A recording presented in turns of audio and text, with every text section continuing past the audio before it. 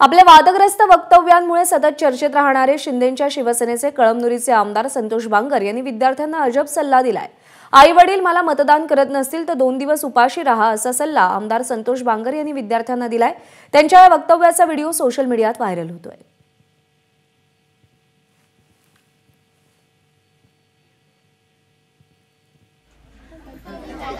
कोणाला जरा जोरात कोणाला जर पप्पा म्हणत असेल आपल्याला मतदान दुसरीकडे करायचं 2 दिवस जेवायचं नाही 2 दिवस जेवायचं नाही। पप्पानं आईने विचारलं का जेवायचं नाही त्याला सांगायचं आमदार संतोष बांगरला मतदान करा तेव्हा जेवते नाही तर जेवत पण सांगा कोणाला मतदान करायचं कोणाला जरा जोरात कोणाला। एबीपी माझा, उघडा डोळे बघा नीट।